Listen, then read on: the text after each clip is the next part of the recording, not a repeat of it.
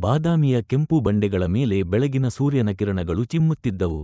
ನಿದ್ರೆಯಿಂದ ಹೊರಬರುತ್ತಿದ್ದ ಪಟ್ಟಣದ ನಡುವೆ ರಾಜಮಹಲದೊಳಗೆ ಒಬ್ಬ ಯುವರಾಜನು ದಿನವನ್ನು ಆರಂಭಿಸಿದ್ದ.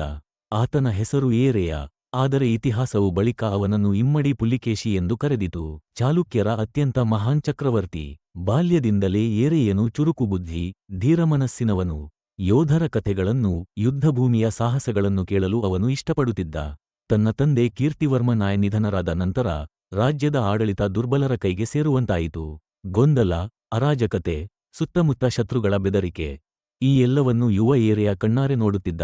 ಆದರೂ ಅವನ ಮನದೊಳಗೆ ಒಂದು ನೆಲಸಿದ ಹಂಬಲ, ಚಾಲುಕ್ಯ ಸಾಮ್ರಾಜ್ಯವನ್ನು ಮತ್ತೆ ಶಕ್ತಿಶಾಲಿಯನ್ನಾಗಿ ಮಾಡಬೇಕು. ಯುವನಾಗುತ್ತಿದ್ದಂತೆ ಏರೆಯನು ಅರಮನೆ ಮಂತ್ರಿಗಳ ಎದುರು ನಿಂತು ಹೇಳಿದ, ಸೈನ್ಯವನ್ನು ನನಗೆ ಕೊಡಿ, ನನ್ನ ಸಾಮರ್ಥ್ಯವನ್ನು ತೋರಿಸುತ್ತೇನೆ. ಕೆಲವರು ಅವನನ್ನು ನಗೆಯಾಡಿದರು. ಆದರೆ ತಾಯಿ ಮಹಾರಾಣಿ ತನ್ನ ಮಗನ ಕಣ್ಣುಗಳಲ್ಲಿ ಹೊತ್ತಿ ಉರಿಯುತ್ತಿದ್ದ ಜ್ವಾಲೆಯನ್ನು ಚೆನ್ನಾಗಿ ಅರಿತಿದ್ದಳು. ಅವಳ ಧೈರ್ಯ ಮತ್ತು ಕೆಲವೇ ನಿಷ್ಠಾವಂತ ಸೇನಾನಿಗಳ ಬೆಂಬಲದಿಂದ ಏರೆಯನು ಒಂದು ಚಿಕ್ಕದಳ ದೊಂದಿಗೆ ಮೊದಲ ಮರ್ಚನ್ನು ಆರಂಭಿಸಿದ.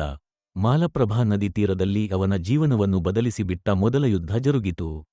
ಎದುರು ನಿಂತಿದ್ದ ಶತ್ರುಗಳು ಬಹಳ ಸಂಖ್ಯೆಯಲ್ಲಿ ಇದ್ದರು.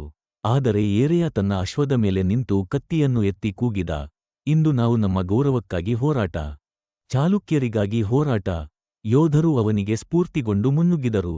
ಸಂಜೆಯಾಗುವಷ್ಟರಲ್ಲಿ ಶತ್ರುಗಳು ಓಡಿಹೋದರು. ಯುವ ಏರೆಯನು ವಿಜಯಶಾಲಿಯಾದ. ಆ ದಿನದಿಂದ ಜನರು ಅವನಿಗೆ ಹೊಸ ಹೆಸರು ನೀಡಿದರು, ಪುಲಿಕೇಶಿ, ಅಂದರೆ ಹುತ್ತ ತಲೆ ಹೊಂದಿದ ಹುಲಿಯಂತೆ ಹೋರಾಡುವವನು. ನಂತರ ಅವನು ಸಿಂಹಾಸನಾರೂಢನಾಗಿ ಚಕ್ರವರ್ತಿ ಇಮ್ಮಡಿ ಪುಲಿಕೇಶಿ ಆಯಿತನು. ಅವನ ಆಡಳಿತದಲ್ಲಿ ಚಾಲುಕ್ಯ ಸಾಮ್ರಾಜ್ಯವು ಮತ್ತೆ ಬೆಳಗತೊಡಗಿತು. ಸೇನೆಯನ್ನು ಪುನರ್ವ್ಯವಸ್ಥೆಗೊಳಿಸಿ, ಆಡಳಿತವನ್ನು ಬಲಪಡಿಸಿ, ವ್ಯಾಪಾರಕ್ಕೆ ಹೊಸ ದಾರಿಗಳನ್ನು ತೆರೆದನು. ಬಾದಾಮಿ ಮಾರುಕಟ್ಟೆಗಳು ಮುತ್ತು, ಮೆಣಸು, ಹತ್ತಿ ಮತ್ತು ಕಲಾಕೃತಿಗಳಿಂದ ತುಂಬುತ್ತಿದ್ದವು. ಐಹೊಳೆ, ಪಟ್ಟದಕಲ್ ಪ್ರದೇಶಗಳಲ್ಲಿ ದೇವಾಲಯ ನಿರ್ಮಾಣ, ಶಿಲ್ಪಕಲೆಗಳು ಅರಳಿದುವು. ದೂರದ ದೇಶಗಳ ಪಂಡಿತರು, ಕವಿಗಳು, ವಿದ್ವಾಂಸರು ಅವನ ಅರಮನೆಗೆ ಬಂದು ಆಶ್ರಯ ಪಡೆದರು.